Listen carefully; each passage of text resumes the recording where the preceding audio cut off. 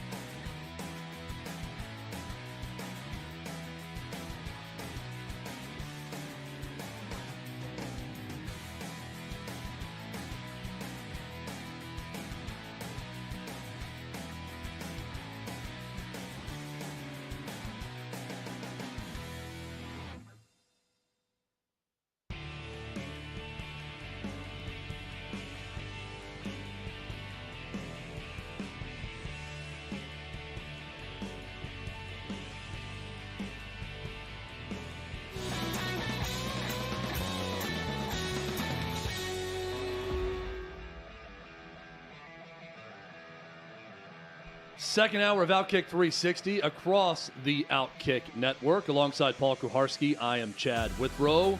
Unfortunately, we're not in Augusta right now because the one time I had the privilege of meeting our next guest, Tom Rinaldi, was in Augusta at the Masters. But we'll settle for our studio here in Nashville, Tennessee. And Tom Rinaldi, wherever he is right now, award-winning journalist, one of our favorite guests in the show. And Paul, one of your classmates from Columbia. A fine classmate who went on to, he's probably, he wasn't valedictorian of that class, but probably in hindsight. Lord knows, no. In hindsight now, everybody would say that you're the highest achiever, I think. Thanks for squeezing us in this week, Tom. I know you've been sprinting around the country. You were in L.A. I don't know where you're based. Are you based in the Midwest? I'm based in the great state, the Garden State of New Jersey, but I am in LA.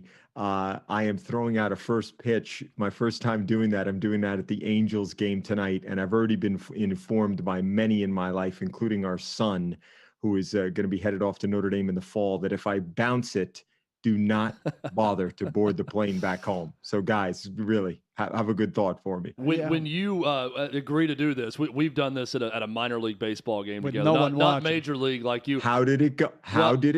And what advice? It was fine. They have? pretend like I threw soft. They threw a nice, good strike. Paul threw they this think they're Randy loping, Johnson. Through this high loping lob toss to the catcher, and Hutton and I tried to throw it a little bit harder. Mine was low and away. I want to say it was like trapped by the catcher, low and away behind home plate, but he caught it cleanly. The mascot was scared. And, so it wasn't bad, but I am curious, how many people do you go to with advice on what to do? And do you talk to anyone on the Major League Baseball side about what they want to see? Because our catcher, Paul, was very clear on that. He said, whatever you do, don't try to be a hero.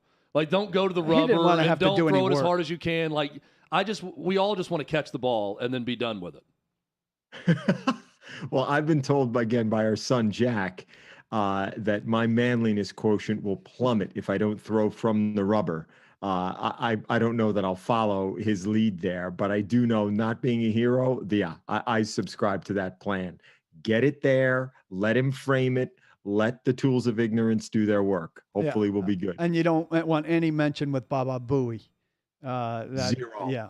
Zero. As long as you can avoid that. Since Chad mentioned the Masters, it's one of the things I wanted to ask you. It's been a while since you've made your move to Fox from ESPN, but in your consideration there, you were giving up the Masters, you were giving up Wimbledon, you were giving up a lot of things.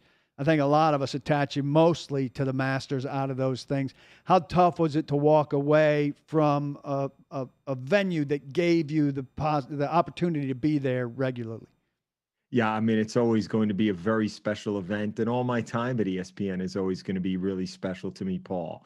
But at the end of the day, I don't feel like I walked away from anything as much as I walked towards something. I never really had the opportunity to be a regular member of a broadcast team and that covers the NFL, certainly. And now I am. We have the Super Bowl 2 of the next 3 years. I'm blessed to be able to share the sideline with Aaron Andrews in doing that. We obviously have Kevin Burkhardt and Greg Olson with us. I'm going to the World Cup in Qatar. I've never done that.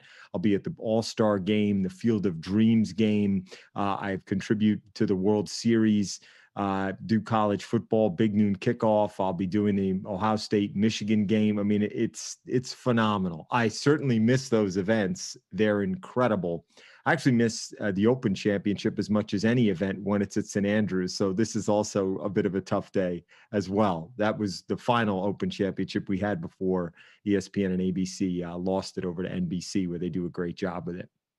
How much of a labor of love was the All Madden documentary that you put together? I thoroughly enjoyed it, but just being a part of that process and getting to talk to as many people as you were able to talk to in making that film, how much fun was that for you?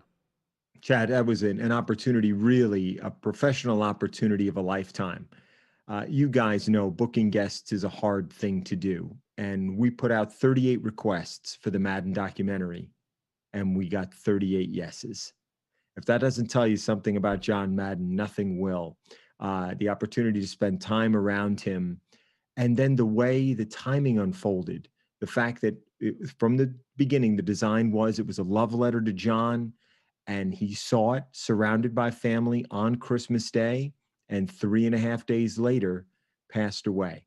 And I know that myself, Joel Santos, the fabulous co-director, will never forget the call that we got from John's family, from his son, thanking us essentially for, in his words, giving Dad his flowers while he could still hold them.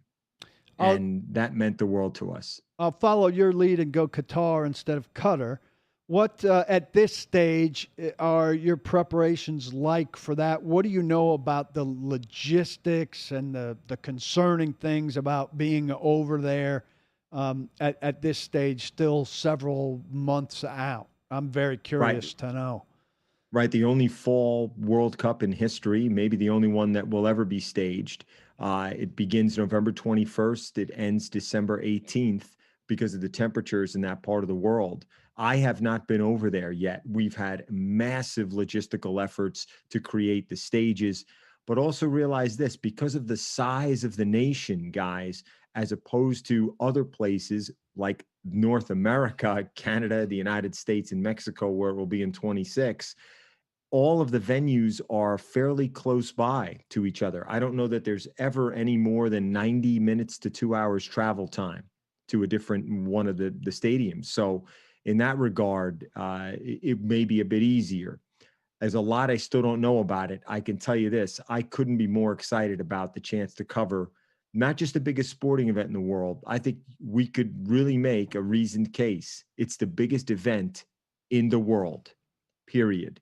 And to be a part of that and get a chance to cover that as the domestic broadcaster is awesome.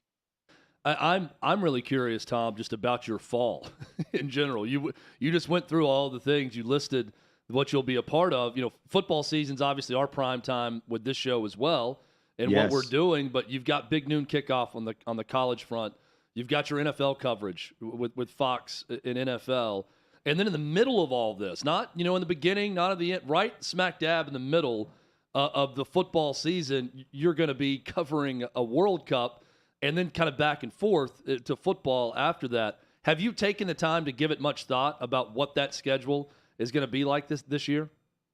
Well, a lot of us have focused on, pardon me, guys, focused on Thanksgiving week because it's an historic week for Fox, maybe in the history of sports broadcasting. When you consider the fact that on Thanksgiving, we have the Cowboys, we have the middle of the three games, traditionally the one that rates the highest.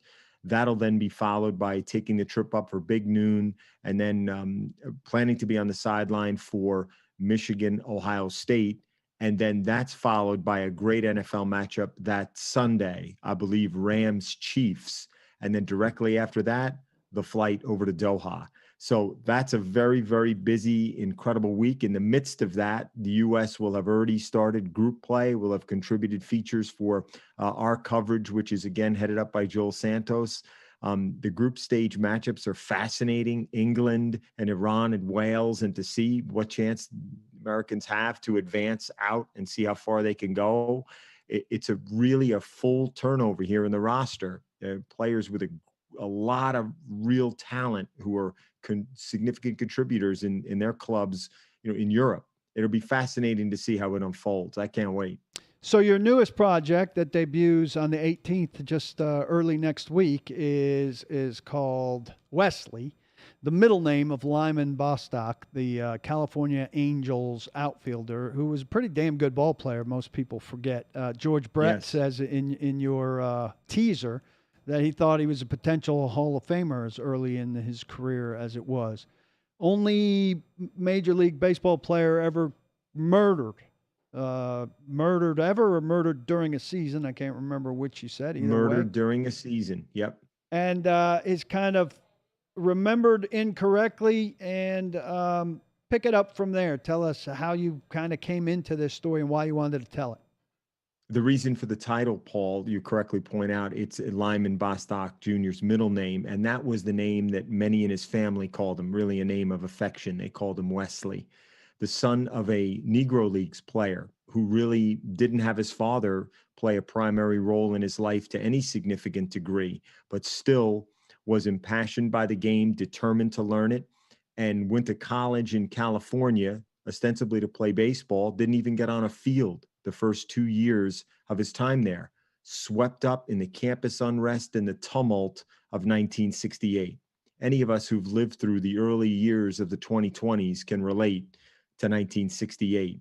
He was part of the Black Student Union, part of a student protest, which resulted in him receiving felony charges and being identified as a ringleader, even though in no way was the event violent. We uncover, I think, for a lot of people, a much deeper portrait of a fascinating man, pressured by those around him not to play baseball, to give it up, perceived as a white man's game. Leaving college when he's drafted 595th overall, flying through the minors more quickly than anybody thought, and then identifying almost immediately, Paul, that Rod Carew would be a mentor, absorbing everything he could from one of the greatest hitters in the history of the game. Drafted by the Twins, plays there 3 seasons, signs one of the biggest contracts, not just in baseball, but in American sport at the time, with the Angels under their owner then, Gene Autry. And at the end of that first season, he is murdered in the deadliest city in America at that time, Gary, Indiana, after a day game in Chicago. The story of his life, his career, his death, and then the improbable court proceeding that led to the man who killed him, Leonard Smith, being back in society and free to live his life 6 blocks away from the murder scene, just less than 2 years after he'd fired the shot that killed Lyman. We found Leonard, and one of the reasons why we wanted to do this story, I did it for ESPN 14 years ago without the depth we were able to do with this length of time, Paul. Sorry for the long answer. It's good fun. But one of the reasons why I wanted to do this is because in encountering his killer, Leonard Smith, I botched it badly. And it's a regret that I've carried with me in my career. And believe me, we revisit that in this podcast. How did you botch it? I don't want to give too much away, Okay. but I'll just say it revolves, Chad, around a question that I'd love to get your take on. You know, you guys have guests on all the time, and what value there is in asking a question, either for yourself, for who you're representing, or for the audience, knowing it may not get an answer. Is there a value in posing the question anyway? I think there is a lot of times value in that. Sometimes I do it with the coach just to make him not answer it, to show people he's being a jerk. I think what the good it does, non-answer. Yep. Sorry, guys. Go ahead. No. To answer your question, Tom, I think it helps lend credibility to the interviewer just by having that question on the record where the audience hears you asking the question, even if you know you're not getting an answer. But to me, it's also kind of a catch-22 because you're not really serving the audience that well if you know you're not getting an answer when you ask it. It's self-serving. I would ask the question, we have to ask this question. So we're going to put it out there knowing I'm not going to get an answer on it. But to go back to Paul's point, which I think is a fascinating one, this is why I think this is such a compelling, to me, I know this may feel like inside baseball. Oh, this is great. But yeah, but to Paul's point, Chad, but the way the subject doesn't answer, is there something instructive and of value to the audience in that? And maybe there isn't at all, but maybe there's great value. Yeah, situational. And the echo chamber of these questions is what I've carried along in the shape of regret all these years when I remarkably encountered Leonard Smith. Well, it sounds like this is cathartic for you on that end. Why did you choose to do it as a podcast when we've seen you do this so often, standing up in front of a screen to start it, doing a voiceover, periodically appearing in a longer piece, and certainly wrapping it up on screen? Why is this not a TV piece? That's a great question, Paul. I think there's 2 reasons. One is because of the length and the depth that we devoted to this project. It's 8 episodes. They're anywhere from 25 to 35 minutes, right around that half hour we think is a sweet spot in this space. And I also think it lent itself to a chorus of voices more than having to worry about the visualization of the points people might be making, the anecdotes that they were sharing. And there are really rich anecdotes in Lyman's life, some from his childhood, some from those tumultuous years in college, One of the most well-known certainly isn't well visualized either. After he signed the huge contract, and guys, I ask you if you could think of an analog or a comparison, he cratered in his first month with the Angels, batted under 150. At one point, he went, I believe, 2 for his first 48.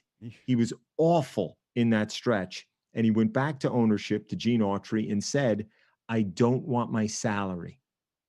I don't want it. I haven't earned it. Wow. And ownership said, if you hit a home run every game for the rest of the season, you're not going to get any more money. Relax, take the money. They paid him, and he gave all of it, the month's pay, to charity. That month's pay was more than twice what he had made in any of his first 3 seasons. And yet he gave it all to charity. These are some of the anecdotes and insights that I think we could visit in an audio way. We hope dynamically, guys, with the use of score and hopefully artful sound effect. We're so proud of the way Steve Porter sound designed it. And I know I've become a big fan of episodic narrative-driven podcast storytelling, and we wanted to give it a try, and we're thrilled that Fox gave us this opportunity. First time they've ever done it. Yeah, it'll be a must listen for sure, one that I'll be listening to. I'm curious, Tom, how much freedom are you given when you have ideas like this for either documentary film or a podcast within Fox to present ideas and come away with a green light on a number of projects? Well, I certainly feel like I've had great freedom. The All Madden project, which I was blessed to be a part of, was not my idea. That came right from Eric Shanks, the president of Fox Sports, I think with the best of intention, as a love letter while John was alive, to pay tribute to him, a man who he felt devotion to, and he felt indebted to in the best ways. In this case, I had been approached by some outside companies, production companies in the audio content space, and I went to Fox and said, what interest might we have? And Shanks asked, well, what kind of stories are you thinking of? And I said, this isn't necessarily the story, but a story like it. And he said, no, I actually like this story. And that's what launched us on this project, which has been in the works for a little over a year. I haven't looked for you on Instagram or Facebook, but I know you're not on Twitter. Have you made a conscious decision about social media? And if so, based on what? I've never been on any platform of social media. Zero. None of them. And there's a longer, probably boring story, Paul, in which somebody that I worked with, who I have great reverence for and respect for and affection for, back at ESPN. Again, it's a long, drawn out story, but we had run a feature at Wimbledon about Andy Murray. Andy Murray was involved in the Dunblane school shooting, which, again, as a rough analog, I would say it would be like the Mannings if they had tragically attended Columbine. This was Andy Murray, one of the most famous Scots in the world, who as a child was at a school which suffered a horrific shooting.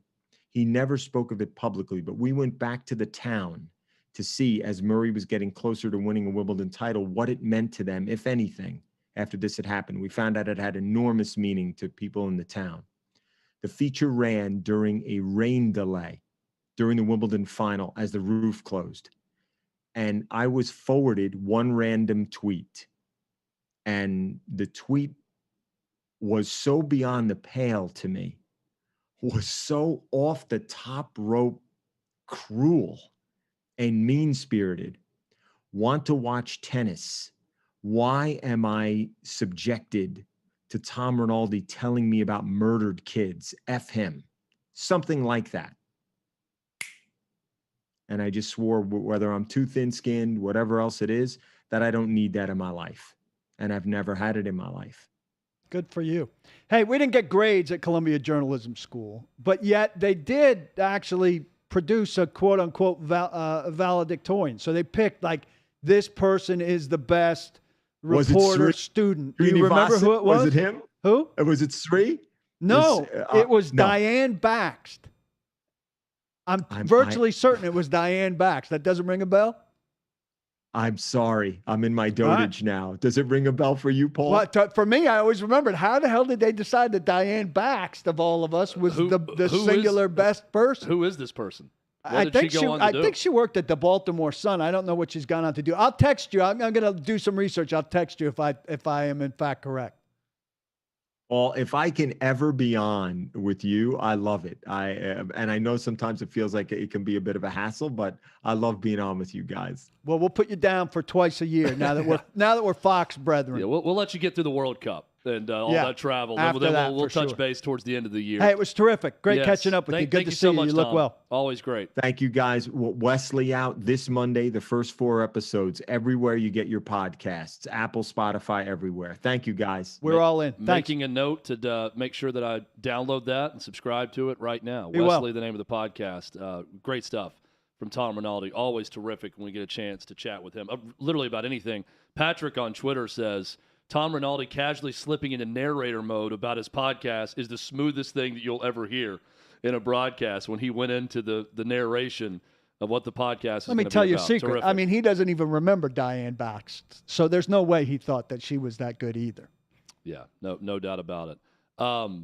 Terrific. Always with Tom Rinaldi. Thanks for setting that up, Paul. When we come back, Ryan Silverfield will join us, head coach at Memphis.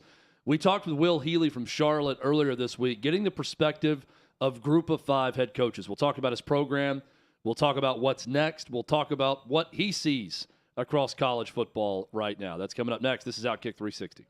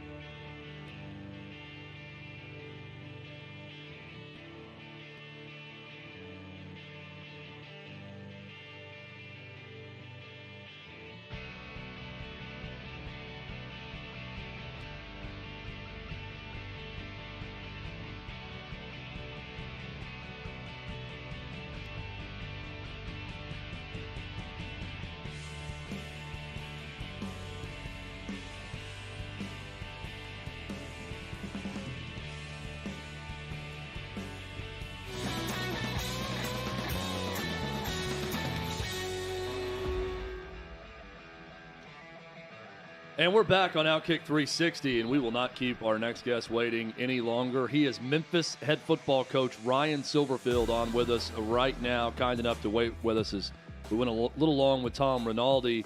Coach, appreciate your patience and for hopping on with us. And by the way, I love your setup there in the office with that 901 helmet behind you. It looks great. Yeah, I appreciate you guys having me on today. Always glad to join you guys and look forward to having some good discussions. But yeah, the setup in the office is good. Obviously, you have to represent the city of Memphis in the 901, so we do so. Absolutely. Just in general, the internal clock gets going. What does this time of year feel like for you as the head coach at Memphis? When do you feel like football season is officially here? And what is this time of year in July like for you? Yeah, we're T-minus just under 3 weeks before training camp starts, report date. So it's a lot of excitement. We're ready to get rolling. The players have been working hard all summer, obviously hot throughout the country, especially in this region. But the guys have been getting after it and, formulating some stuff. The NCAA's allowed some extra rules, being able to go out there for 2 hours a day to do some football element stuff without contact. So be able to do some of that stuff. But, as we start to plan in place to make sure we're in shape and ready to roll for training camp, organizing practices, making sure we're all on the same page moving forward. But it's good. We've got the staff back going and get ready to roll. We mentioned that the 901 helmet behind you, of course, the area code for the city of Memphis. You get these metropolitan schools with a big market and with a big recruiting base right in your backyard. How much of the job is just that, associating with an area and then really hitting the local schools hard with you and your staff at Memphis, trying to keep, because we know there's a lot of great athletes in that area, trying to keep kids home at Memphis. How big of a challenge is that? How big of a part of your job is that just every day? Yeah, well, I think anybody first and foremost that understands the city of Memphis is a very prideful city, right? A city of over 1 million people. Our campus is right here nestled in East Memphis, in a great area and a great region. So yeah, there's a ton of talent here. But being a city of our size, obviously we want to keep the homegrown talent here. A lot of great football played not only in the city, but in this wonderful state as well. So we've done a fantastic job being able to keep guys in. But also what's happened, as you guys well know, is the brand of football here at the University of Memphis, especially over the last 9 or 10 years, has grown more national. And so, people understand now what the 901 is, what the city of Memphis and our football program are all about. And so that's been able to help us also on a national level, right? Be able to go and recruit. Now we stay within generally a 6-hour region of where we're going. We're in the Atlanta area, Georgia, throughout Alabama, obviously Mississippi, and Louisiana. We've had a lot of success, but obviously we want to keep our local guys local.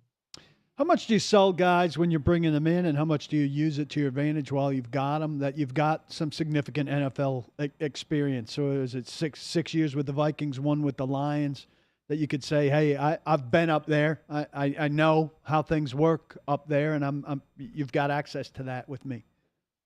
Yeah, I think that's important, right? Obviously, the school itself, our program, have so much to sell, but part of being a head football coach, you have to sell yourself, because that's, these are the young men, and we know this day and age in college football, there's a constant turnover amongst staff and amongst players. And so being able to tell them, hey, I have been was fortunate enough to coach in the NFL for 7 years at a young age. And so I know what it's like, the connections. I left the NFL to come to Memphis and have stayed here, and it's been a wonderful opportunity.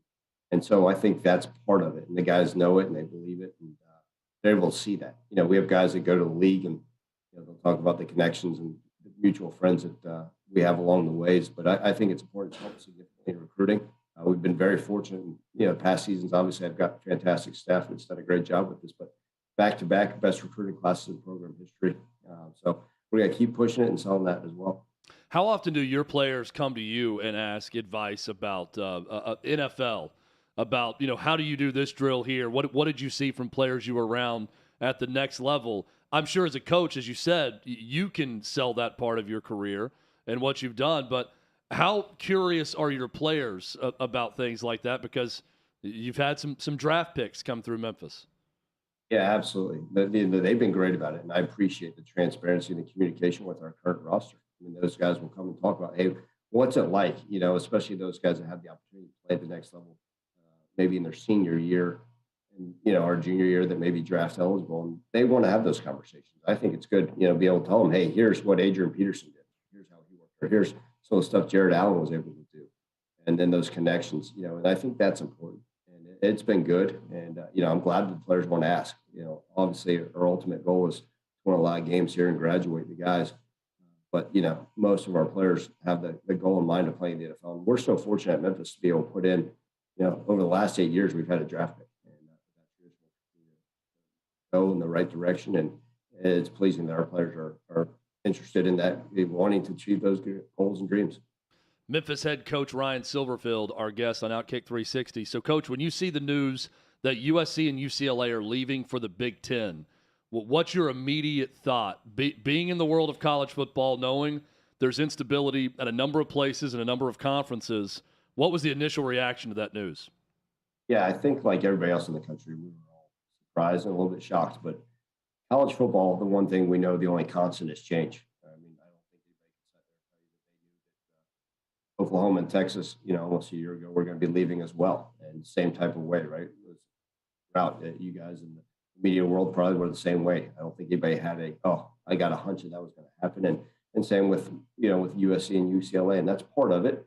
I think the college football landscape is going to keep changing. And look, we're very fortunate. We're in a great conference, the AAC. We've had multiple representatives, not only in the college football playoffs, but New Year's Six bowl games, which I think is important. But, we're keeping an eye on it. And I think we're doing our due diligence. Our athletic director and our president are constantly monitoring the change in the landscape. Obviously, we want to be a step ahead of this thing.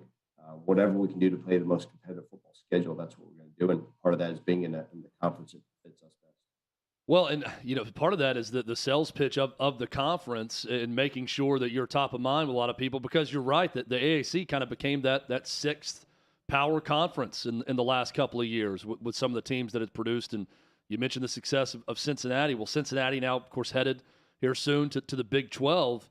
How much of it, Coach, is making sure that while you're a competitor and you're competing against everyone, but making sure that it's top of mind, that you're making the right moves when you add other teams to move up to the AAC, that you're still putting yourself in a situation to be a competitive conference with some of the other quote-unquote big boys?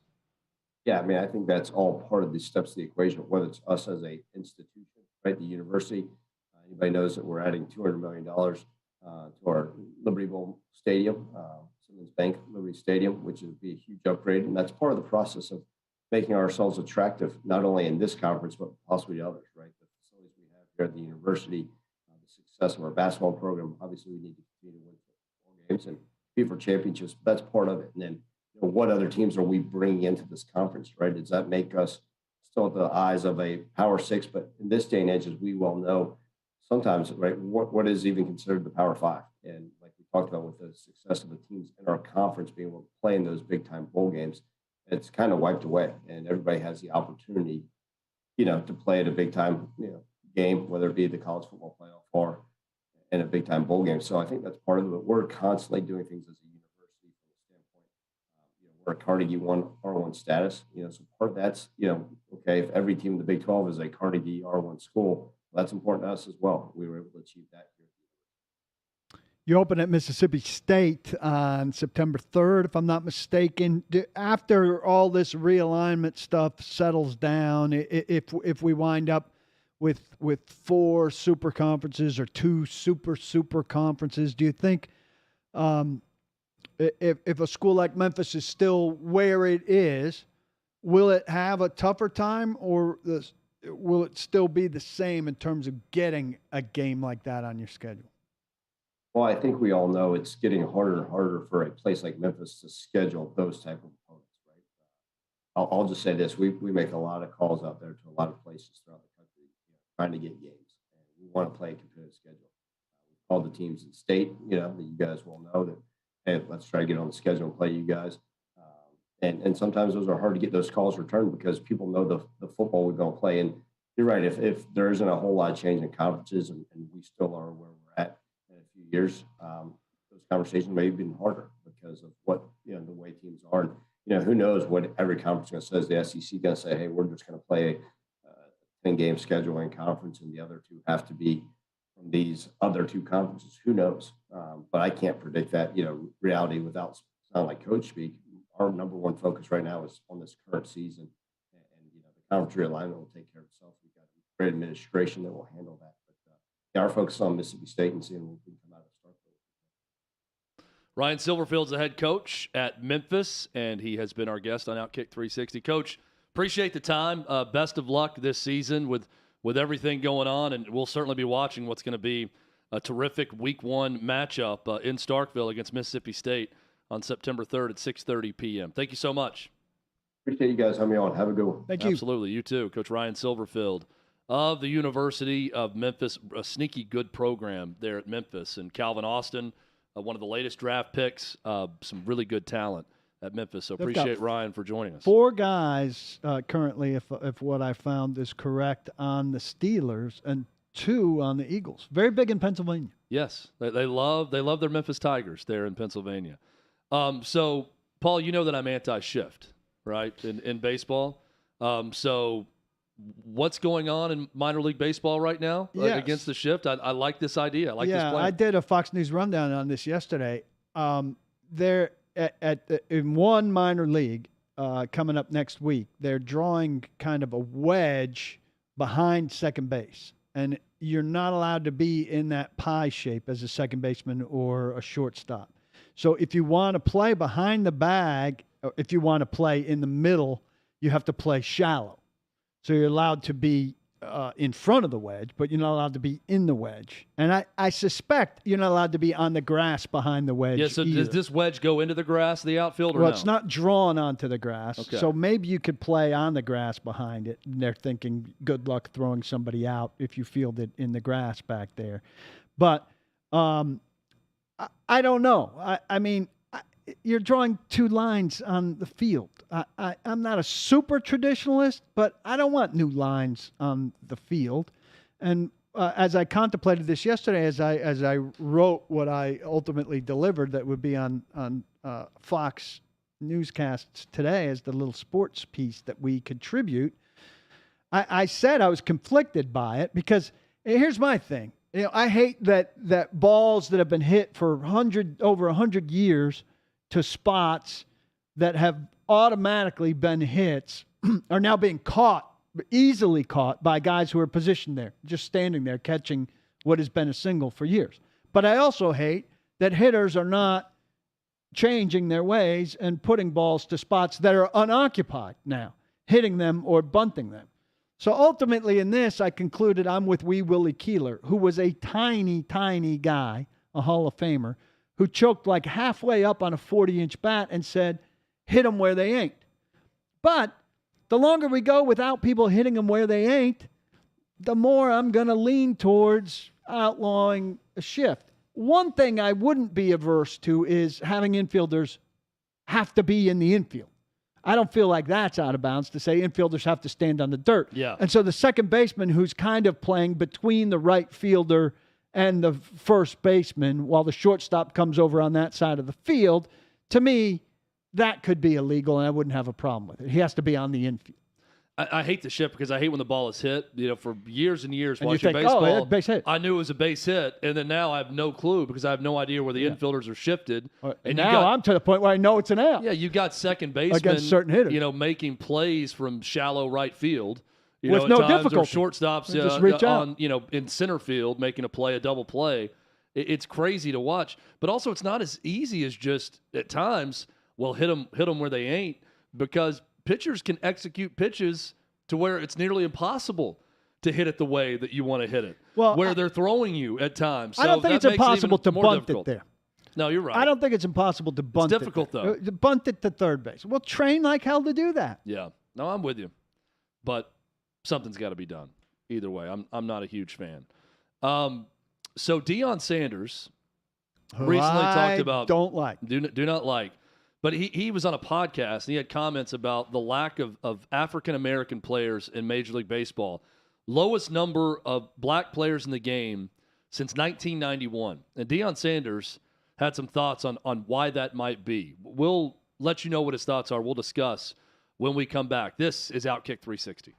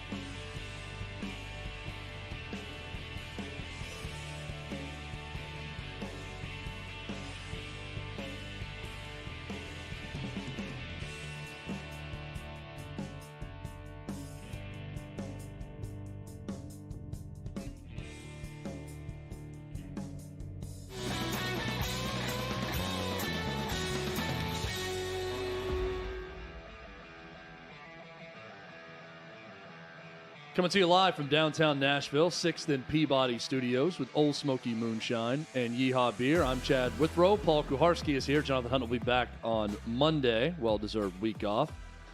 Story at OutKick right now, written by Mark Harris. Major League Baseball has the lowest percentage of black players since 1991. Deion Sanders, who would obviously played over 14 years in the NFL, and has 641 Major League Baseball games under his belt as well. He was on a podcast called the How It Goes Down podcast hosted by Desi Banks. And Deion had the following to say. This is the problem with baseball. Black fathers never played baseball, so black fathers are not pushing their kids towards baseball. So when the black father wants to play with his son, he puts his hands on what he's accustomed to, and baseball is typically not the option. He also goes on to say that he believes baseball has priced out black kids from the sport. He says, quote, "Back when I was coming up, we had a lot of African Americans in the major league. Now that is not a thing because they priced us out as well. Back when we played baseball in Little League, it was so cool, maybe about $100, $150 to register. To play on a select team now, it's at least $2,000. So kids aren't playing it. They can't afford it. They priced us out." Paul, you have a son who I know plays some travel baseball. Do you buy into the idea that those less fortunate have been priced out of the sport to play at the top level? It's not cheap. I agree with him on that. I do think that a lot of teams make a point of saying that there is funding available for any parents that need help for it. But while I appreciate his point on that, I mean, does he think Pee Wee football is cheap? Because Pee Wee football ain't cheap. I mean, there are insurance stuff that goes in on that, and uniforms are certainly more expensive. It's not $2,000 at minimum, I would say, though. I don't know how expensive it is, but I'd be surprised if it doesn't match up. So I can't imagine that football is a cheaper option, though it's less, and you're probably only playing an 8-game season as compared to, my kid as a 12-year-old just probably played 40 or 45 on a travel team. Well, here's a response I got when I posted this story from someone says, well, then how are these players in third world Latin American countries thriving? If they're not, they've obviously been priced out of what, but I guess the response is there travel ball in these countries, No. or is it just simply kids playing the game at the most bare bones level possible for a long time and every day in a certain climate, and then getting really good at the game and being a major and baseball some star? of them, frankly, without real equipment. I Yeah. mean, you see them playing with broomsticks, and I've seen some reports where they don't have a TV report where you see kids that don't have real gloves or necessarily even a real baseball, which is sad. And you would think major leagues and baseball-related charities are doing the best they can to pour stuff in. Maybe not the best they can, but doing what they can at times to pour stuff into those places that are yielding a lot of baseball players. I will say Simon, is just finishing up a camp today, finished an hour ago, a 4-day camp at Centennial High School in Franklin. That's a Nike camp. That's kind of a roving thing that I'm sure, hires local coaches to run a Nike camp in cities all around America. And I think there are probably 60 kids. And I want to say, the one day I lingered and kind of watched, I told you about watching the teams be picked. I think out of the 60, there were probably 20 African-American kids, which I will admit was more than I expected and more than I see at at the things that I was at. A lot of things I'm at, involving teams.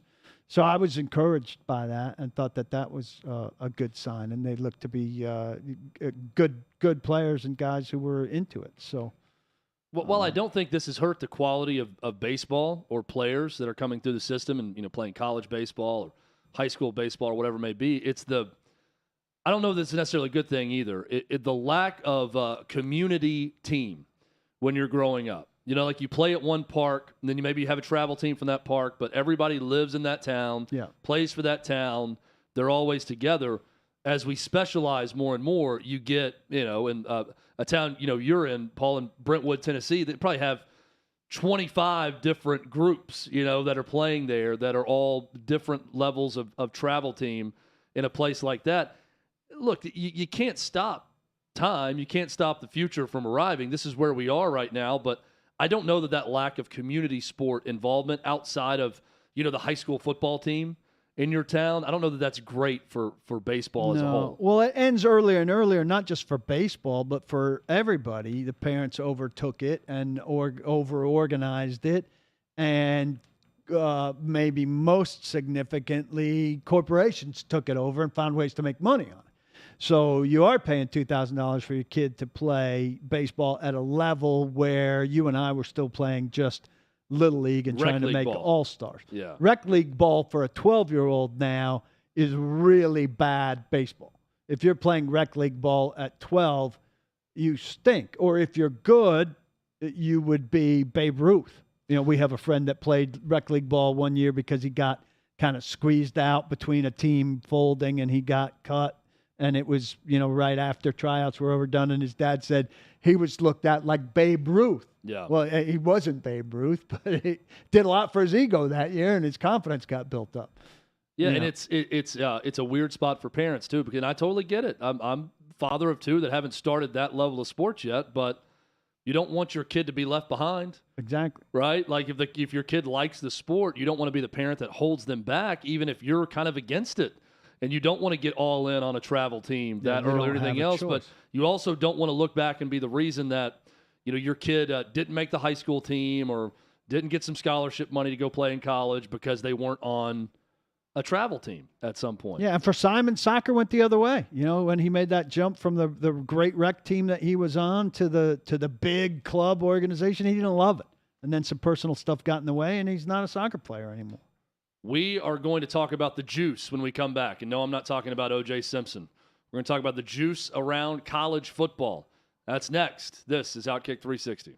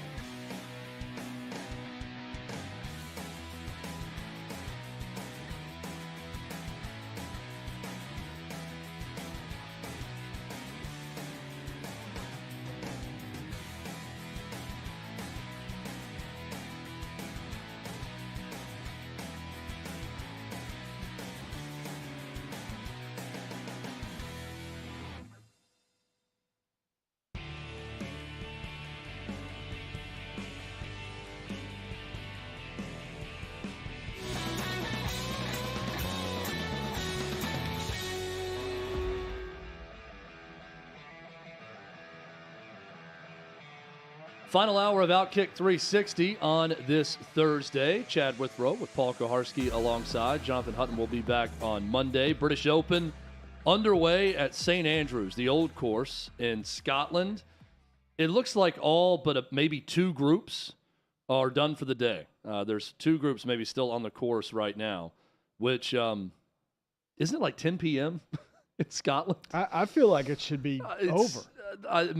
Long over. I see three people that are on the 18th right now. Robert Dinwiddie is on the 18th, and two other players are still in the course apparently. I don't know how, because I think it's a 6-hour difference, and it should be 10 p.m. right now in Scotland. Either way, your leaderboard looks like this. Cameron Young, the American, is leading the way at 8 under par. Great first round. Rory McIlroy, who was the FanDuel favorite, betting favorite coming in, at 6 under par. Cameron Smith at 5 under. You've got a huge group at 4 under par, including Dustin Johnson, Scotty Scheffler, and Taylor Gooch. So a couple of the Live Tour guys in that group at 4 under. Ian Poulter at 3 under par. Bryson DeChambeau, another Live Tour guy, at 3 under par, done for the day. Xander Schauffele, who's been red hot, is at 3 under par.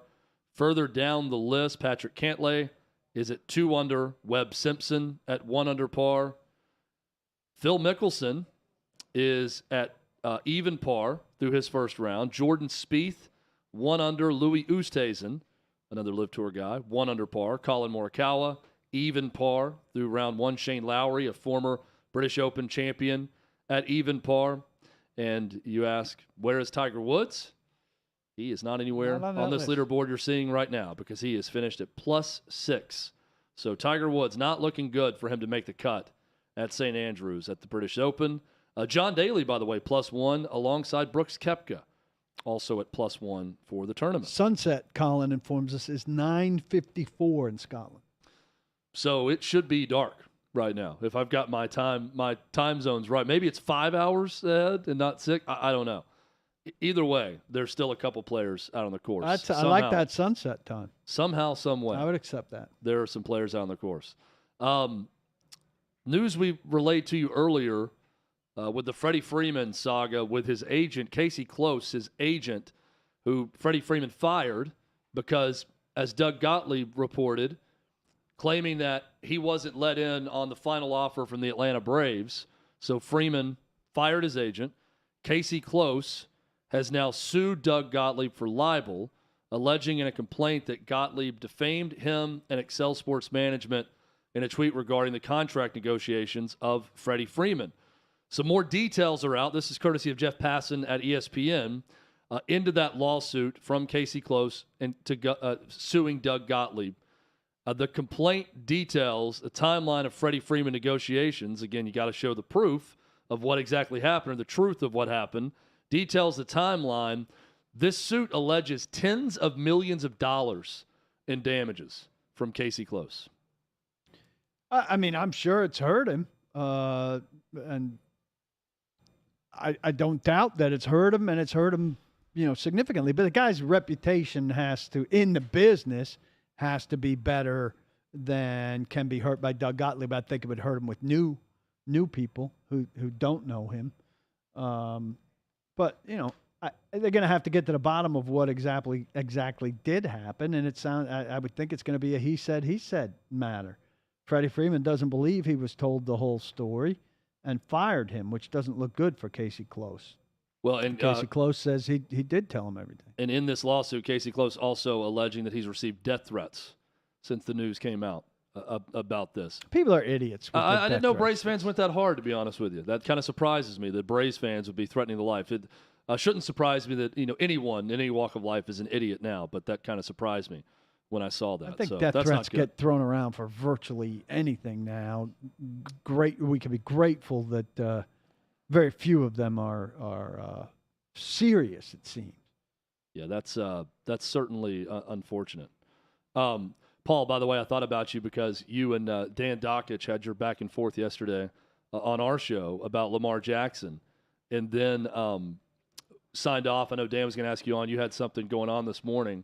So I came on with him. I was at the dentist. And it was like Dan so badly wanted to interview you about the Titans that he just he brought in the same plan, and it was just all Titans, all AFC South. But he did ask some good questions about the division and the way things stand now in the AFC South. And we spent so much time talking about quarterback upgrade and places that are going about upgrading at quarterback, Carolina being one of them with Baker Mayfield, or not. Seattle is the example, who's staying put with Geno Smith and Drew Lock. That I feel like the Matt Ryan news, Carson Wentz to Matt Ryan, is just such old news at this point. How much of an upgrade are we looking at quarterback in Indy when you see that situation? Well, I think your week-to-week consistency is going to be better. You know what to expect. And I think the idea of a dog, an absolute dog of a game, is probably going to be much rarer in Indianapolis. He's going to get rid of the ball. He is a statue back there, which is his biggest problem. He's going to get rid of the ball better. But I think it's an upgrade. But, it's an upgrade to a Ryan Tannehill level. Those two are pretty close. I talked to scouts when it was acquired, and the two that I talked to the most and who I trust the most told me they'd give an edge to Tannehill based on mobility and youth. And that's I tend to align with that. But how much better is Matt Ryan than Carson Wentz? I mean, I think the Colts really come out of it smelling like a rose, considering that it looked like there were going to be zero options for them to get better than Carson Wentz, and that they got out of that trouble pretty nicely. So I think if Ryan stays healthy, they're better. I don't like his weapons. I don't think they do enough for him at wide receiver there. And that's my biggest objection to the Colts. I'm almost done with this Andrew Luck podcast by The Athletic. I'm in episode 6, and it's 6 episodes long. I'm interested to hear more about this. I just think if you're a Colts fan, I would recommend you stay the hell away. Like, why do you want to relive this thing?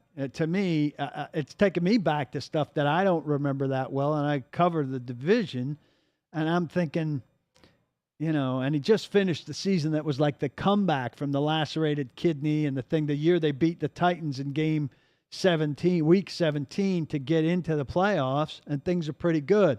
And now it's about to go to hell again. He doesn't play again. And I'm thinking, why would you want to relive this if you're a Colts fan when you're just kind of finally maybe in a place where things go back to some semblance of normal? I wouldn't want to no matter how good a history lesson and how good a piece of journalism this may be, I wouldn't have wanted to get into it at all. Did you tell me that, I hope I'm not making this up, but I feel like you told me that Andrew Luck met with the people doing the podcast, but for a couple of hours, but nothing on the record? Andrew Luck sat down with Zach Kiefer at a coffee shop for 90 minutes for this, but it was all off the record. Which, I understand you're laughing at it. It's all on background. But wherever you are in this, he can fill in a lot of cracks for you, tell you if you're on the right track, and make you very confident in things you're saying, even though his voice isn't in it. And there's huge value in that. And it's not as good as having him on it, but it's pretty valuable. Yeah, I'll have to give it a listen at some point. I've got this thing where so I'm not subscribed to many podcasts. I'm subscribed to us. But, I've listened to maybe 10 minutes of the last episode. Now, when I go to listen to it in my car on the way home, it may or may not be there, Apple Podcasts. And it might be back on an OutKick 360 episode, which I don't listen to because I happen to be part of the show. And so we want you to listen to the podcast that everyone out there. I'm not Paul necessarily, but everyone else. I'm subscribed to it because it's good for us that I'm subscribed to it. But it's pissing me off that I have to keep going and resetting myself on this. I think it's an Apple Podcast issue, and I don't care for it. It is so difficult for me to figure out, and this is not just a problem with my old iPhone, but on Apple Podcast, getting it to where it just goes to the next episode automatically it's not doing that. Is impossible. And I've heard 4 different ways to do it. Like setting your settings up a certain way and doing all this and going. And every time I do it, it may work one time. Should be natural. And it immediately reverts to an episode ends, and guess what happens? It starts over again with that episode. Yes, I've heard it. It does not go to the next episode. Where is your intuitive logic? I don't understand why that happens. maybe someone that's a big Spotify person can sell me on Spotify being better that way and playing the next episode, but I've always been from day one an Apple Podcast person. And I wonder... But I subscribe to something, and then it goes back to the episode I just listened to. And I wonder when it goes back to the episode that you just listened to, if it's playing 5 or 10 seconds while you're shuffling to go find the next one, if they're getting credit for 2 listens from you. It's just odd to me that the default isn't just to go By to the way, if next that's episode. happening with OutKick 360, we accept. Well, but you see what I'm saying? Like, how is it not the default to just get to the next episode like it is on every streaming service and I don't everything understand. else? I'm having the same issue right now. Automatically you and I are going in to the that. same spot. Another thing that, since we're on stuff that annoys us with technology, when you're on a streaming service and instead of, most of the time it'll give you the preview, next episode, click now or whatever to go to it. But there are times where it's usually when you finish a season of something, it automatically goes to a different show, right? Like it's kicking you to something that may be similar, like showing and I hate that. Like, let me decide. I understand putting it up there on the preview screen of, suggesting things I might like and seeing that, but don't just automatically go to the Otherwise, show. it's Seems very go presumptive. dead. I understand that. That's them pushing product. Very hey, presumptive. kid, you want to taste? Yeah. What about this documentary? What about this murder mystery that happened? I got that going on right now with Jacob Swanson, who's pushing me on a volcano documentary because he knows I like the Hubble telescope, and he somehow decide, oh, you like science? You like the Hubble telescope? You're gonna. I think he's got a stake in this volcano. Did you start watching it? No. I mean, I put it on my list. I'll watch it someday, but I'm not watching it immediately. I thought you were going to say Jacob's our resident murder expert, which he probably is. When you said it's murder mystery, I'm like, oh, I bet Jacob knows a few good murder Somebody mysteries. recommended to me, I know exactly who, the Lincoln Lawyer as a show, and we watched you said the first yesterday you were gonna episode start of watching that, and it wasn't great. I want something great right now. I need You want something to new grab you that's from episode great. 1. Yes, to grab me by the throat.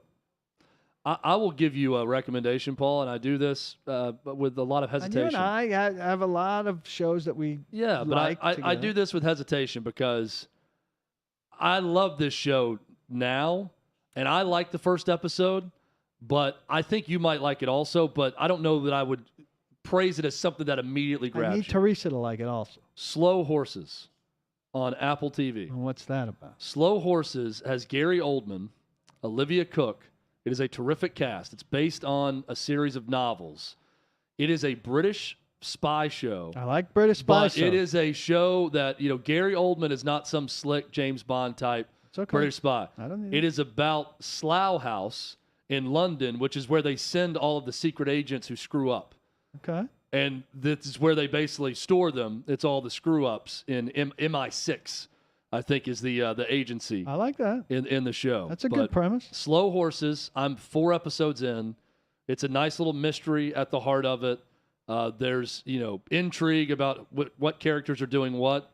I'll give you that I recommendation. like the now. sound of it. I'll say this, though. I prefer fast horses Yeah. No, it's not a. Once I heard the name and of fast it, shows. I was listening to a podcast that suggested. I'm thinking the title's not bringing me in. That's for sure. But when I heard Gary Oldman and I heard the premise, I'm thinking, okay, this has some potential. All right. Make it happen. Well, if my wife sits down tonight, which she does some nights and other nights she does not, if she sits down tonight, I'll put it on.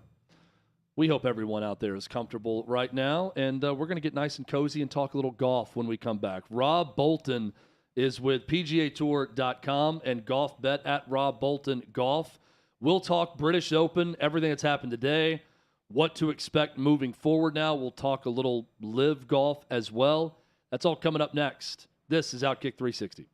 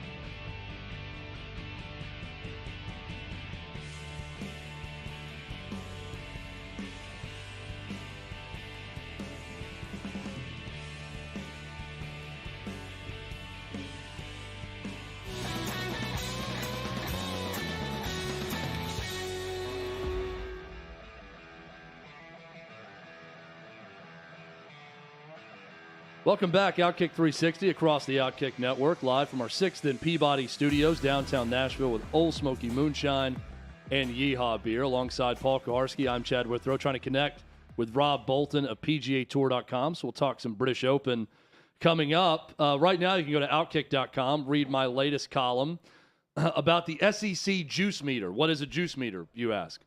My juice meter is a combination of recruiting rankings for the upcoming year, also transfer portal, buzz around a program, off-field incidents or lack thereof, combining everything into that, and I go through who's got the most juice, the most momentum around each program in the SEC. So you can check that out at OutKick.com right now. Who has, in fact, the most juice and momentum, Chad? There was a tie at the top. Arkansas and Tennessee have the most juice and momentum. Arkansas did very well in the transfer portal, and I combined transfer portal from this past season coming onto the roster this year with recruiting for 2023 and how it's going.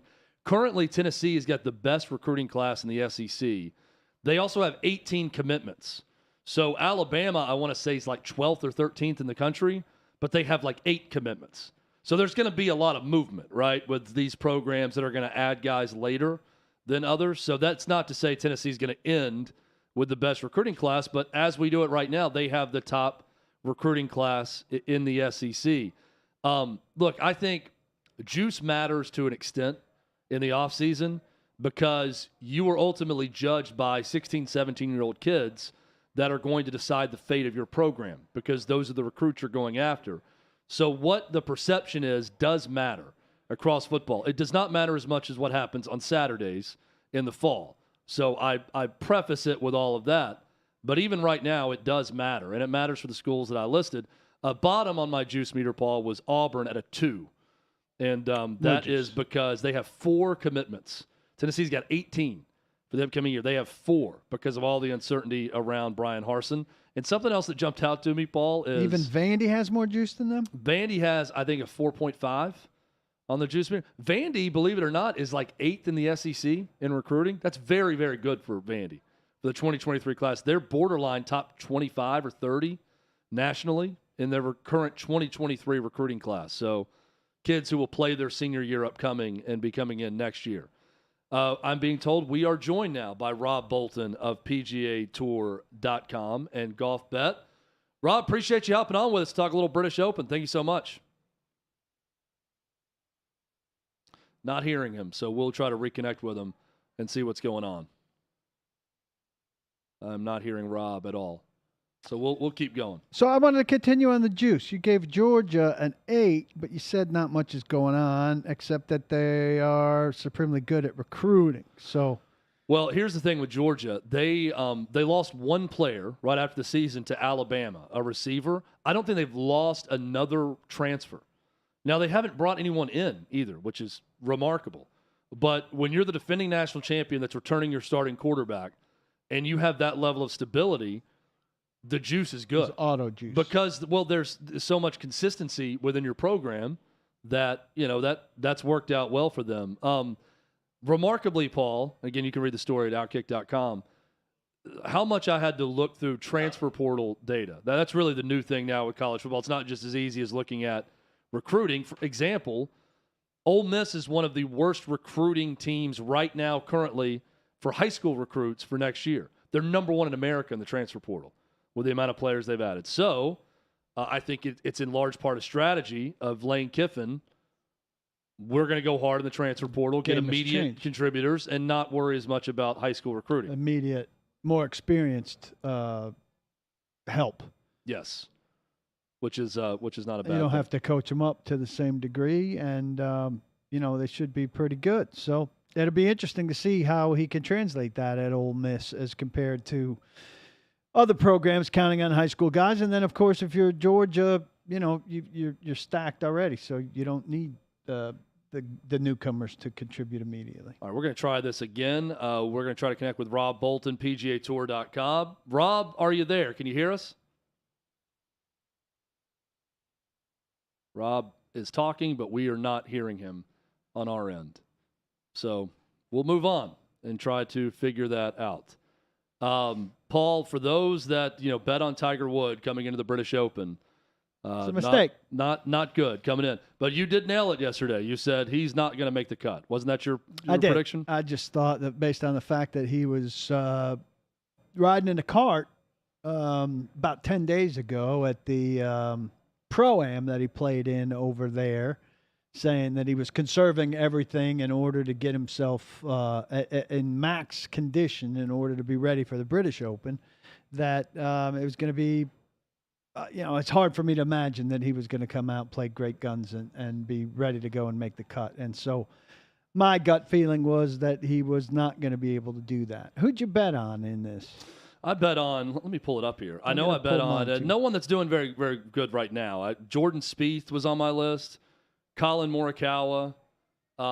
There were a number of people that are not performing well right now in this tournament. So I pulled one from the past who's played well over there, Louis Oosthuizen.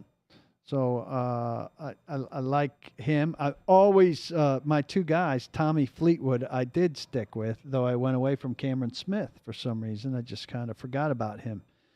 Tyrell Hatton. Who was doing all right today for a while. I don't know where he finished. That's another one of my guys. So looking forward to that. I got a big parlay on baseball tonight that I thought would yield the bigger dividend, but it's all likely to happen things. So I've only got $23 payout on a 5-bet, but it'll have me interested in more baseball games tonight, including the Astros, the Reds, against the Yankees, and the Brewers. Corbin Burns, I'm counting on to strike out a lot of people tonight. Paul, so StatCast stuff, a lot of times I don't care about it. I know you're more into it than I am, but with baseball, some of the things fascinates me. Example, I love seeing the distance traveled by an outfielder to make a play. Yeah, I like that. And seeing like the quickest line, but seeing that the visually, but also knowing the fastest guys in the league at covering ground in the outfield is great. This is one that jumped out to me recently. This is a story at The Athletic. But O'Neal Cruz, the 6'7" shortstop. I've not seen him play yet. I've seen him a little bit, and it is a fun watch when you watch him play the game. 6'7" shortstop, O'Neal Cruz, top prospect for the Pirates, recently got called up and has been playing.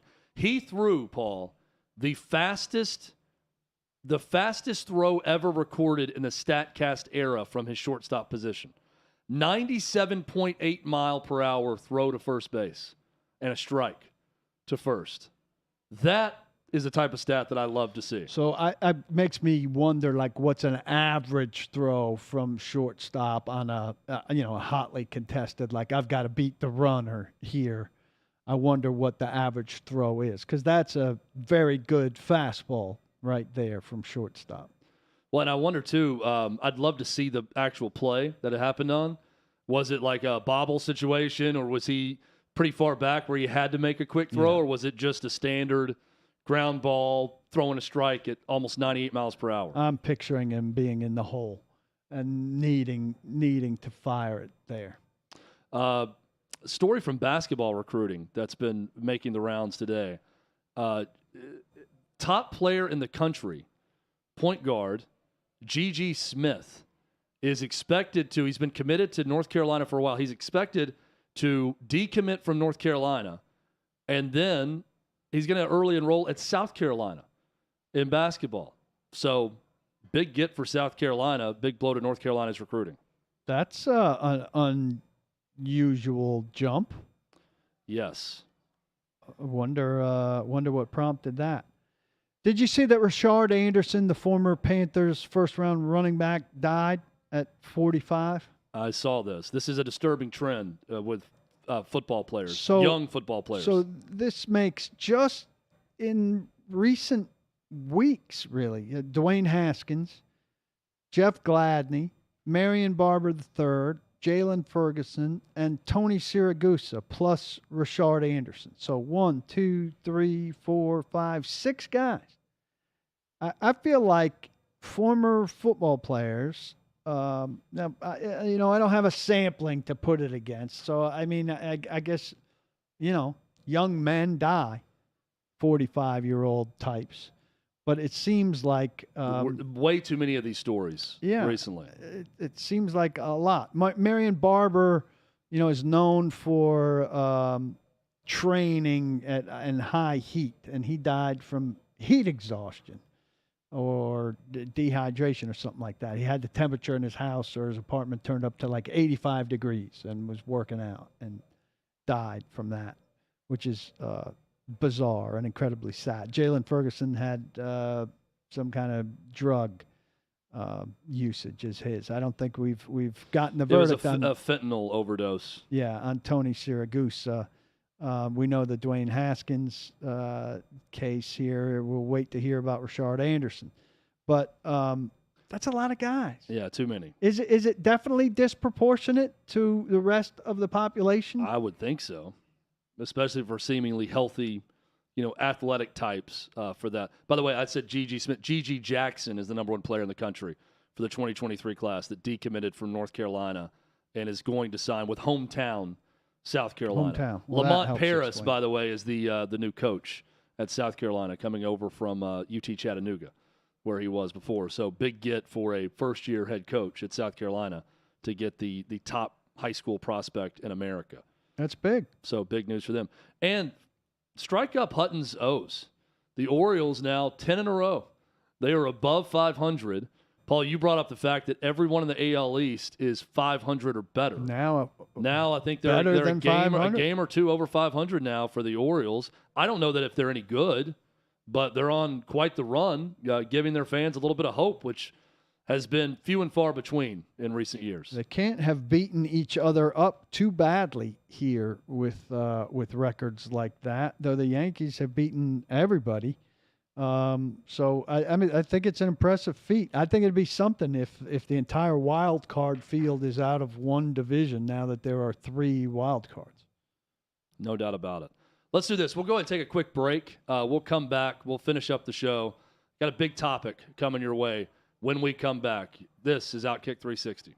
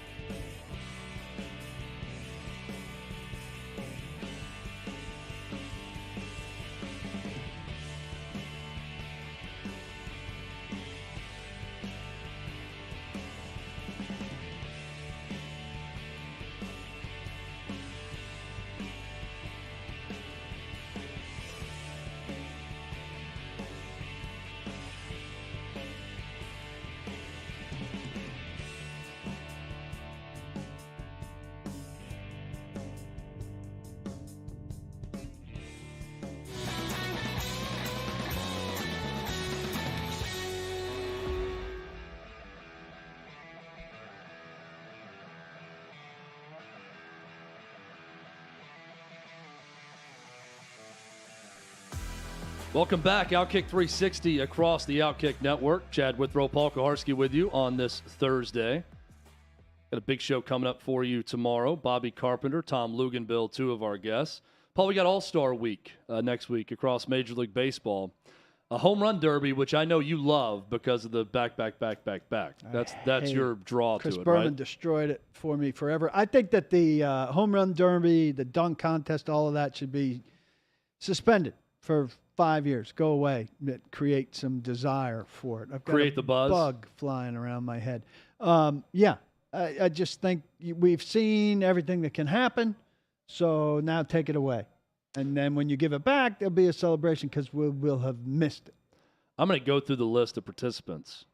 To me, there's one just huge name that immediately jumped out that I want to see in the home run derby, but you tell me your level of excitement about each of these players, okay? And try to remove bias, because the first one I'm going to tell you, you'll have some bias Should against. I use our scale of 5 or our scale of 10? Let's do a scale of 10 on this one. For this exercise, a scale of 10. 2022 Major League Baseball home run derby field. Here we go. Pete Alonso of the Mets. 9. Nice. 2-time winner, right? Yeah, well, and that's his thing. Yeah. The Mets are basically a team that has one guy who hits home runs, and they're great pitching. He's terrific in this event. Yes. Juan Soto of the Nationals. 3. Ronald Acuna Jr. of the Braves. 6. Albert Pujols of the Cardinals. 8. See, this would be a 10. But I think this is a 10 for me because it's the emotional favorite, right? Well, the guy that's being handed a gift at the end of his career to be in this event. Do terribly. Yeah, I think so too. But man, it'd be great. That's why it's an 8, because I'm expecting disappointment. The last home run derby I truly remember being a spectacle was Josh Hamilton in his comeback. That was big. When he just went crazy that one year. And that was one everyone was tuning into. And that was early social media, I feel like. People, rushing to their televisions to watch it live. I think Alonso 2 years ago was big. Somehow that one struck me. Yeah, so Albert Pujols could be that type of story for this. So that's probably my top one in terms of interest in watching this, but I'm with you. I don't think he does well. Kyle Schwarber of the Phillies. 3. And finally, Jose Ramirez of the Guardians. 1. My just initial reaction to this, and I'm a fan of a team in the NL East, way too NL East heavy. You got Pete Alonso, Juan Soto, Ronald Acuna, and Kyle Schwarber. Half of the field is in the NL East. Half of the 8 are from the NL East. They got to take who they can get. That is that's not something that's going to excite me. But I'll probably watch. I'll tune in at least for a little bit of it. Paul, soft tissue injuries. We're not going AL? That's it. Oh, that's it. Yeah, I did. I thought Stanton was in it. That's the field of 8 because the Guardians guy's in there. Okay, last I heard, you're right. Last I heard, Stanton was contemplating, so I guess his contemplation is over. Unless I was someone expecting has been another that was how many, 6 or 8? I was expecting another 6 or 8. Yeah, that was it. Okay, as far as I was surprised that was over. Soft tissue injuries, though, Paul. This is obviously a concern of coaches out there, fans of teams as well. Can really set you back early in camp. And you were talking about how this is the time of year that because there's not as much team activity, team workout, everything else, avoiding soft tissue injuries early in camp is on the player on their own at this point. Well, I wrote this Titans specifically at my site last week because it was such an issue for the Titans last year. I mean, they had a slew of guys and a slew of key guys. A.J. Brown, who's now gone. Julio Jones, who's now gone. Chief amongst them, who dealt with hamstring injuries. David Long, the linebacker, who missed a bunch of games. And as a real problem. But it's a real problem around the league. And Mike Vrabel kept saying that, hey, this isn't just us. This isn't just us. And the league confirmed that with some numbers. But nothing crushes a fan base like a key guy going down with a hamstring or a calf or a groin or a quad injury early in camp. And Vrabel and other people have said this, that the time periods that concern them the most are that time after the season's over and after guys take a little time off from then until OTAs, or guys who aren't at OTAs to minicamp until they get to check in. And then that time from minicamp until reporting to camp. when guys are on their own, and do they do the right things in that time where the team does not have any control or check-in power over them? One of the things Vrabel said is, they instructed guys, they expect them to run at 90% of their max at some point during that, ramping up to that or maintaining that, and other things like that. And I talked to the Titans' former strength coach, who's a big figure here for a long time, Steve Watterson, who said, the thing about these guys having their own personal trainers is that's all well and good that you have your personal trainer. But you could say no to your personal trainer. Chad, if you're my trainer and you say, today we're going to do this, this, and this, I'm your boss. And I might say, it's like your agent, like for Freddie Freeman. Right. You work for me, right? I'll do what I say. Well, what about not C? I don't feel like doing C today. Let's do something else. And so if you're guiding me, but ultimately I'm your boss, and I say no to something, you might have my best interest at heart, and you might be helping me avoid hamstring stuff. But if I say no to a couple things, am I really doing the right things to get prepped about that hamstring? Or if I tell you as my trainer, I really want to be upper body stronger, are we doing the right things for my hamstrings and stuff? And so I do think these are crucial weeks, and we're down to really 2 weeks now, but there have been several weeks before. Are guys doing the right things to help ensure? Because in the first week and in the first 2 weeks of camp, you and Hutton and I are going to be sitting here, and there are going to be news about premier players in the league, skill players in the league who are sidelined by hamstrings in particular, but these other injuries that have long-term consequences. And it's not just the guy's out for 2 weeks and he'll be back and he'll be fine. For some of them, it'll be like that. But for other ones, if Traylon Burks suffers one for the Titans, he's going to miss 2 weeks, and then they're going to add a third week to make sure he's okay. And he's going to miss a whole bunch of time that's crucial for him to get in sync for that team to be able to play a role where he's offsetting the loss of A.J. Brown. And what are we going to say? We're going to say this guy's going to be behind all season, and it's going to set him back. One hamstring injury to the wrong guy for the wrong team sets a whole bunch of stuff back.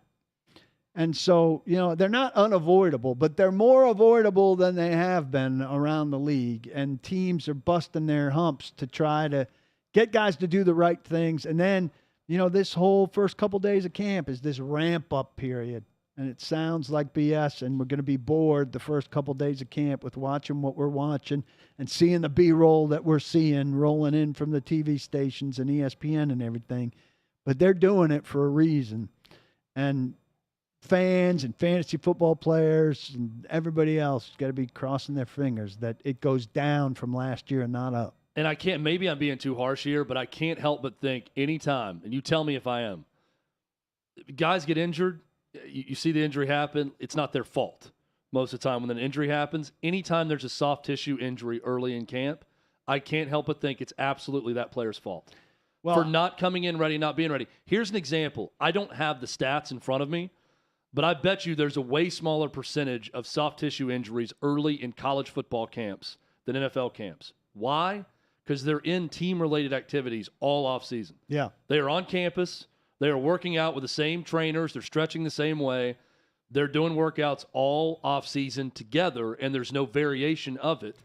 And because of that, I feel like there are far less soft tissue injuries than in the NFL game. Well, I think fans love to do the fire the trainer thing. Oh, here we go again, fire the trainer. Well, if somebody comes in and pulls a hamstring in the first 5 days, the trainer's had the guy for 5 days.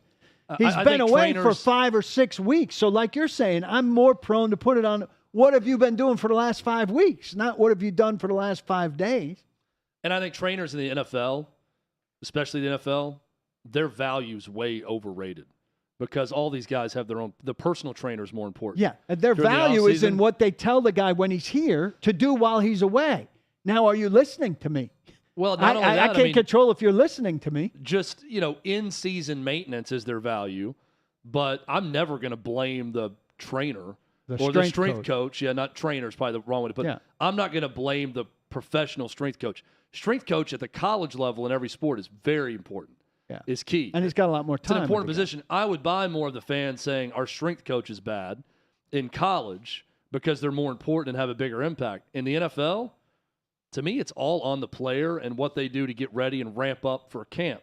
And when I see a soft tissue injury, I just can't help but think, and again, might be unfair of me, but it's where my mind goes, that this is an injury that is the player's fault, ultimately. I tend to feel that way too. And especially if you're a repeat offender, like you should learn your lesson, I feel like. Like if you've had one, then you've got to learn how to maintain. And the guys I talked to this offseason, when I asked about what you changed, well, David Long said, he got a person, which I presumed is a masseuse or stretch help. But I don't think that's what they're looking for so much as the team when they send people off, as you changing your habits and approach. And I didn't get a lot of guys saying, you know what, I've completely revamped my off-season program and what I do when I'm away from here, which makes me a little scared for this team in particular. But I know it's a league-wide thing. Paul, we got into this a little bit with John McClain earlier in the week, but can you take me through the process of how Bud Adams still is not in the Pro Football Hall of Fame? Because he is one of the two biggest figures with Lamar Hunt in the formation of the AFL, which is a seismic shift in NFL history because of the merger. Well, part of it has been what doors have been open to him, and so that's changed. Predating my time, I'm in year 8 or 9 of being on the selection committee. And this is my first year being on one of the subcommittees, which is now a coach/contributor committee. So I'm more linked to his chances. And he's one of 29, based on ties, semifinalists. But only one person out of that coach/contributor committee will ultimately be put in before the entire selection committee. So one of those 29 will get into the Hall of Fame unless he doesn't get 80% of the vote of the entire committee, which is very rare. But at different times, there have been different paths for somebody like Bud Adams to get in. So there have been years where contributors haven't been eligible to get in and different cycles. Look, I think John summed it up very well. There have been times where what Bud really needs is a spokesman to speak for him, and the main spokespeople for him are dead. Lamar Hunt, Al Davis, Ralph Wilson. Really hearing from them, and they're all 3 Hall of Famers, would help. Now hearing from their offspring maybe would help, but the Hunt family doesn't seem eager to do it. I don't know. The Wilson family doesn't own the Bills anymore, and I don't know where they are or what they're doing or what kind of stories they would have, how attached they were to Ralph to have those. I don't know what Mark Davis's knowledge of his father's stuff would be. So there are fewer and fewer people to me who could tell Bud's story from the interior. John McClain's one of the best people to do it, and he said, when he really spelled it out for the Centennial Committee, he felt like it fell on deaf ears. A lot of people have the image of Bud flipping those double birds, being eccentric. He gave up his powers when he brought the Titans here. He kind of then said, I'll vote with the commissioner on everything. So he wasn't a very influential owner after that. My initial feeling about his case was that he gave up even his impact on the league with that for the last 20 years of his ownership, not saying I won't be of influence in exchange for you letting me move to Nashville. And it took me some time to learn his case. So I just think there are people queued up in front of him. I would put him 4th or 5th on this ballot, maybe 3rd. And I think he's still got a chance.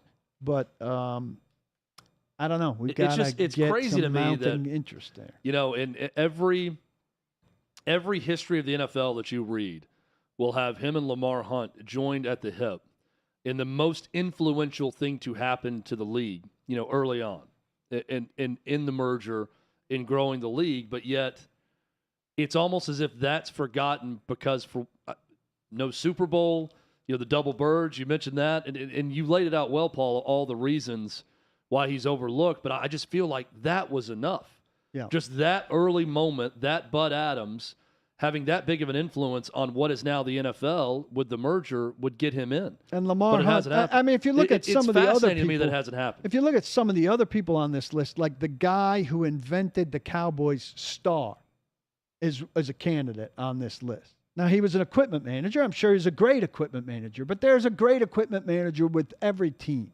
So this is a guy who was an influential equipment manager for the Cowboys who drew the star. Well, I mean, that's a significant thing in league history, but how significant? It's not nearly as significant as what Bud Adams did. There's no way that guy could get in ahead of Bud Adams. To me, there's no way that guy could get in. And he's on the contributors list. It's crazy. It's crazy that Bud Adams and the guy who designed the star for the Cowboys are on the same list, and Bud Adams isn't advanced past that list to me. We'll see. We'll see what happens. But that's definitely one to follow, especially for Titans, Oilers fans out there. Paul, will you watch British Open tomorrow? Like, are you waking up I'll early get up to early. watch it? Yeah, I get up early anyways, early. but I'm up by 6:37. All right, so your those family's days, so gone. I'll just turn it on. You won't wake up later with your family gone and no family obligations? Maybe like an hour later, but I just automatically get up early. So here's what I'll do. I'll get up, I'll make me some coffee, and I'll turn it on. And it'll be background music to me. And I'll watch what's happening with the British Open. Are the Yankees in action tonight? Is that what you'll be doing, or are they off today? I believe they're in action, but I'm not positive. Okay. I'm going to stop on my way home, buy some steaks, go home, and grill some steak. I thought about doing the exact same thing. I have to mow my yard tonight, but I thought about on the way home, grabbing a steak for myself, solo, marinating it, mowing the yard, and then grilling the steak. That's a short marination. It's a very short marination, but short marination is better than no marination. Sometimes just salt and pepper does the job. That's a theme for this show, too. Short marination better than no marination at all. I don't know that I concur. We got a fun show ready for you tomorrow. Bobby Carpenter, Tom Luganbill will join in on the fun as we close out the week in style. Thanks for listening. Thanks for watching. However you consume OutKick 360, we thank you for consuming this program. And on the way out, Paul always has a word for the people. We invite you to read along. Don't block the box, but kindly lock your locks. We'll see you tomorrow. See ya.